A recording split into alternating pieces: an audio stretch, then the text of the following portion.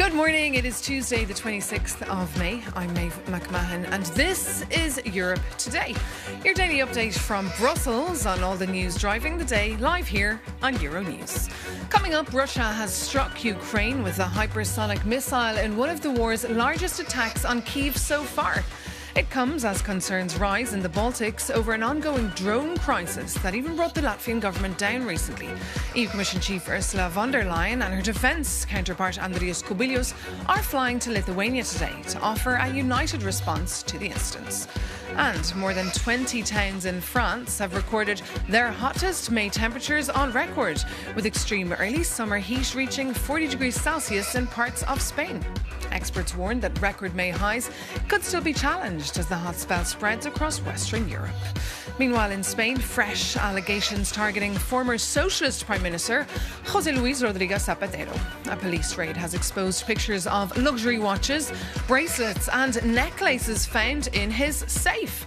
Zapatero, who insists their inheritance, will appear in court in early June. But first, ahead of her visit to Lithuania today, the European Commission boss, Ursula von der Leyen, has said Russia's public threats against the Baltic states are, quote, completely unacceptable. Her comments come as Russia says it will intensify strikes on Kyiv, calling on foreign diplomats and civilians to evacuate the city. For more on what exactly is going on, we're joined here in the studio by our very own Ukraine correspondent, Sasha Vakalina. Good morning. Just tell us first about the importance of the visit of Commission President von der Leyen.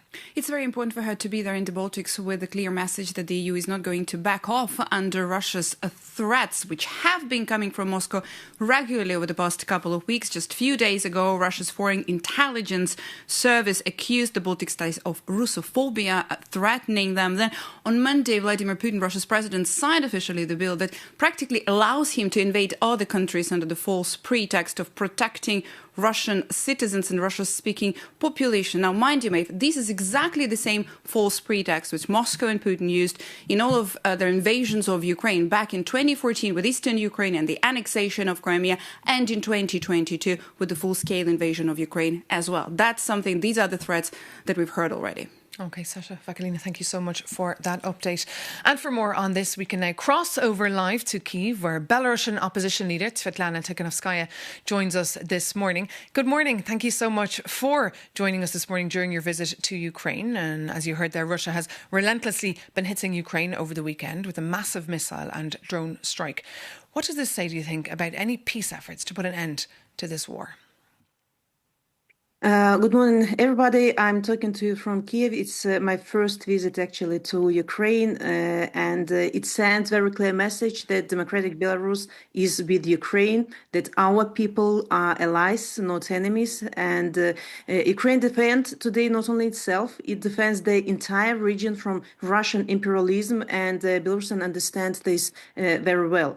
Of course, we welcome all the efforts of all democratic world to bring peace and stability into our region, but this peace deal has to be just and long-lasting, not just short time for the Russian troops or to regroup and start attacking again, and attacking again not only Ukraine but it also be our Western neighbors. And indeed, you say you're in Kiev this morning, but Moscow is calling on foreign diplomats and civilians to evacuate the city, warning of more attacks. What is the situation there on the ground?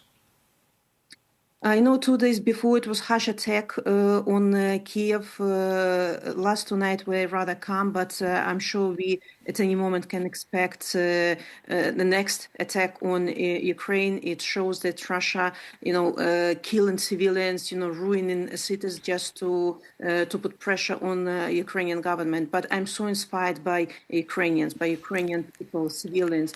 They are so strong. They are not giving up. And of course, it's a huge example for other countries, that you have to give to support Ukrainians in all the aspirations for freedom. And meanwhile, in quite an unusual move, we've seen France issuing a warning to Belarus not to join Russia's war in Ukraine.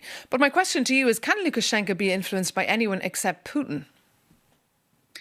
Lukashenko and Putin have a symbiotic friendship. They support each other, they use each other, and of course it's illusion that they can be splitted. Lukashenko is serving to Russia's interest, not to interest of Belarusian people. He's ready to betray our sovereignty, our independence, just to stay in power. So please don't think that Lukashenko can be splitted. He will fulfill all the orders of Putin, but he's doing this against the will of Belarusian people. OK, we have seen also Belarus and Russia carrying out military nuclear exercises the other day, but we'll leave it at that. Svetlana Tikhanovskaya, thank you so much for joining us here on Europe Today from Kyiv. But now for more insights into what kind of missiles were used by the Kremlin in these latest ferocious attacks, here's our Jakub Janis. While most of Europe was unwinding over the long weekend, this is how millions in Kyiv spent it. Russia unleashed a massive bombardment, one of the heaviest in a year, leaving nearly 90 civilians wounded and severely damaging residential blocks across the capital. But this time, Moscow has deployed its experimental, nuclear-capable Oryezhnik ballistic missile. And traveling at nearly 10 times the speed of sound, its range puts virtually the entire European continent within reach. So should Europe be worried? Let's map out the mechanics together. Whether launched from Russia or fired from Belarus, the Oryezhnik, flying roughly 3 kilometers per second, can physically strike Warsaw, Berlin, Paris or London in minutes. And now Moscow claims this weapon is impossible to stop. Because of its extreme speed, it is indeed incredibly difficult for current air defenses to shoot it down. However, military experts point out a key detail. It still flies in a predictable straight line rather than changing direction mid-flight, like a typical hypersonic missile, making it less of a super weapon that the Kremlin claims. But does Russia really need these massive missiles to rattle the EU? Not necessarily. Just last week, the suspected drone incursions ground the Lithuanian capital of Vilnius to a halt, forcing the country's top leadership into underground bunkers. And it all serves as a reminder that in Europe, war isn't a distant headline. Moscow uses these cheap grey zone tactics to test European security. So what is Europe's response? Berlin is leading the charge as Chancellor Friedrich Merz boosts Germany's defense budget to a historic 108 billion euros this year. And on the tech front, Anglo-German startup Hypersonica recently successfully tested Europe's first sovereign hypersonic rocket in Norway. But in modern defense, it is not about sheer power or distance. And as the classic philosophy goes, the greatest victories require no battle. The real strength of these advanced systems lies entirely in deterrence, ensuring they are never triggered.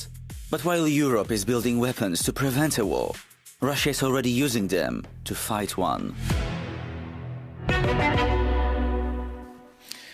Jakub Janis there. Now moving on, the US and Iran say they are on track to finalise the terms of an agreement to end the Middle East conflict, which could include Lebanon, where Israel has been waging a war on Hezbollah since the 2nd of March. But now US forces have since carried out strikes on southern Iran in what they call are acts of self-defence. For more on this breaking development, we can bring in Euronews' Jane Witherspoon, who's in Dubai for us this morning. Jane, just tell us, what is the latest? Because the US are now attacking Iran just as these talks get underway in Qatar.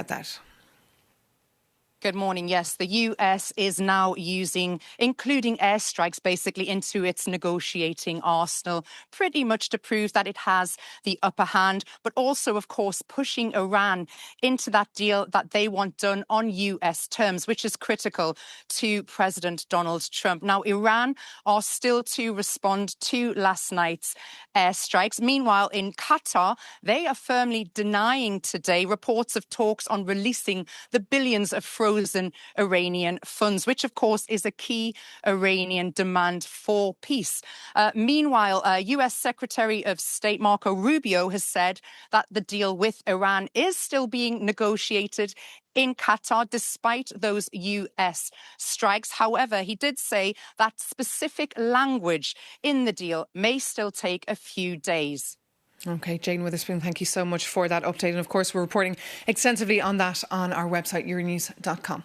But now we can move on to Hungary, where Prime Minister Péter Major is preparing to visit Brussels this week to seal a deal to unlock those 10.4 billion euros in recovery funds. They were, of course, frozen over the rule of law breaches during the previous government of Viktor Orban. For more, we can bring you now to Budapest and bring in our very own Zoltán Zibóshegi. Good morning, Zoltán. So look, Ursula von der Leyen is calling for tax and pension reforms in exchange for this cash, but Peter Mayer is not so much in agreement. How will they work through these issues? Good morning, Europe today. So actually the main promise of Peter Magyar during the campaign was to release these EU funds. And he emphasized several times that they will take home this amount of money till the last cent. 2 days ago, he had a TV interview and he admitted that maybe it will be a little bit difficult and they can't get the 100%, but at least they will try. In the same interview, he told that there will be no holiday for governmental and politicians, workers, from the parliament, and they will work till the deadline. Because now the biggest enemy for the government is time. The deadline is 31st of August. And what we know so far, what we see so far, that Ursula von der Leyen and Brussels, of course, tries to help for the Hungarian government, but they emphasize several times that this is the deadline. They're not going to postpone it. And of course, there are 27 so-called super milestone, and they will not skip it. So there are some arguments between Brussels, how you already mentioned, the pension and tax reforms, but we need to look a little bit behind of this, because for years there were campaigns against Brussels from the Fidesz government. So even though people voted with overwhelmingly for TISA party, Peter Magyar has to act a little bit for them and show that he has power against Brussels. He can argue with them. He don't have to say yes for everything. So very probably this is the breaking point, what we see right now. And of course, we can't forget that still Hungary pays 1 million euros fine because of the migration policy of Hungary. So Brussels and Ursula von der Leyen sent here 3 really high delegations. They have the intention to agree with the Hungarians, but we have a lot of work to do in Brussels. Indeed, Zoltán Zibóshegi, thank you so much for that update and for describing that tightrope that Peter Magyar will have to walk during his visit to Brussels. And now for the view from the former Deputy Mayor of Budapest, who now happens to be the President of the European Committee of Regions right here in Brussels. We can bring in Cata Tuto. She's just back from Spain, where she received a very prestigious European prize from the Spanish King. So congratulations for that. And thank you for joining us here on the programme. But first, now that we have you, we have to talk about Hungary. As the former Deputy Mayor of Budapest, are you confident Hungary will get these funds from the Commission and be able to tick off that 27 super milestones that they have to reach? Nobody can be confident. I think what we have to do as Hungarians and the Hungarian government, and of course all of the authorities, I'm still in the Budapest City Council, we have to do everything in our power to make it possible. This is what we can promise, that we will do everything that the money arrives, both cohesion funds and both the recovery and resiliency funds, both the grants and both the loans. We have the projects ready. Budapest contributed a lot with a lot of green transition projects, energy efficiency projects, public transport projects. So we try to do our best, but of course, it's up to cooperation. Indeed. And of course, apart from the recovery funds, as you mentioned, there's 6.3 billion euros in cohesion funds for regional development that are also frozen. What impact is that having on the ground there in Hungary?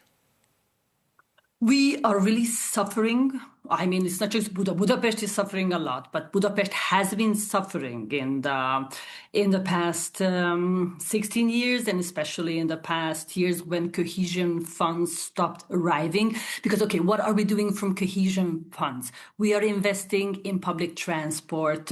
We renovated the metro lines. We built water protection, flood protection system, clean water, circular economy elements. So, and of course, all of our regions, and it's not just the Hungarian regions, all of our European regions grow and get stronger through cohesion policy. It's a very important mainstreaming tool of the European Union because how it works, it's a decentralized investment tool. It is designed by the local authorities, by regions, implemented by the regions, and it helps grow in the common directions of digital transformation, climate transformation, social cohesion. It's a very important investment tool, and we suffer a lot by not receiving it. And just looking ahead, of course, European affairs ministers are gathering in Brussels today for a big battle over the EU's long-term budget of €1.8 trillion. We know wealthy countries want to shrink it, though. What's in it now for the regions? What's your stake here for the Committee of the Regions? The stake is really high. We have been very vocal on all of our concerns about the new budget. Okay, what is the big concern? That what we see, two things that concerns us. That there is a very big wave of centralization because of this crisis mode, because this is what happens when there's a constant crisis.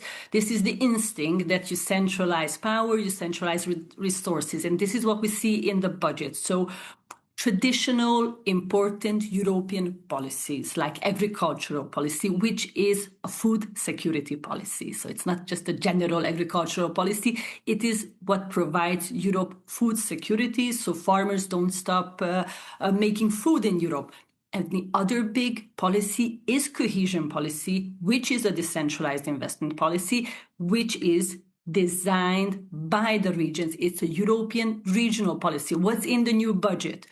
That the proposal disconnects the cohesion funds from the single market, although they are attached together, because the idea is that together we have the market, we grow together, we are stronger together. But how the world manifests itself, if there's no intervention, the strong would get stronger and the weak weaker. But we want convergence. We want everybody to grow together. This is why we reinvest part of the gains of the single market. This is cohesion policy. We fight for But of course, stronger not everyone agrees with policy, you.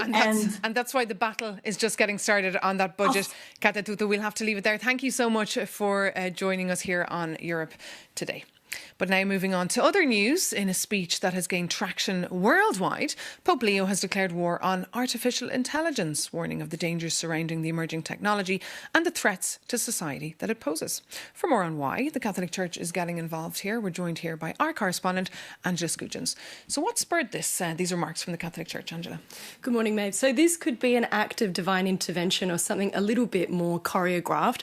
Pope Leo XIV released his major manifesto, something called the encyclical, on May the 15th. Now, 145 years ago to that date, a former Pope Leo published his own letter, which clarifies the position of the Vatican, the Catholic faith, to its billions of followers. Now, his letter railed against the Industrial Revolution and the harms to society it posed. Now, this Pope Leo warned of the major technological advancement facing the 21st century, AI. In this letter, he warned against the dangers posed to AI, particularly when it comes to the battlefield, warning that it can make war easier. What is very interesting is that the CEO of Anthropic, a major AI company, was in the Vatican on Monday listening to this speech. It's important to point out that Anthropic is in a major legal battle with the US government regarding its application on the battlefield. But let's take a listen to Pope Leo regarding his statements. I've listened to scientists and engineers, to political leaders and public officials, to parents and teachers. From this listening matured a disturbing conviction expressed in Magnifica Humanitas. Artificial intelligence needs to be disarmed, freed from logics that turn it into an instrument of domination, exclusion, and death. And the Pope also likened AI to slavery. Angela, tell us more about this particular statement. Yes, so in the 42,000-word document, he wrote, if technology promises emancipation, yet it produces new forms of global subordination, the fight against new forms of slavery is a decisive test for the ethical discernment AI. What is clear is that the Pontiff wants to be on the front foot when it comes to calling out AI's potential relationship with slavery. We're talking about content moderators that have to sift through a large swathe of disturbing imagery, as well as the children that are often sent to collect critical rare earth minerals that produce things like our smartphones and our laptops. What is clear is that the Vatican wants to be on the front foot when it comes to AI, stating that this should be a tool that serves humanity and not the other way around. But of course, it's making regulators here in Brussels a bit nervous as they try to regulate, but also find a way to make this continent more competitive in that field. Anja Scudin, thank you so much for joining us. And thank you, of course, for tuning in to us here this morning on Europe Today.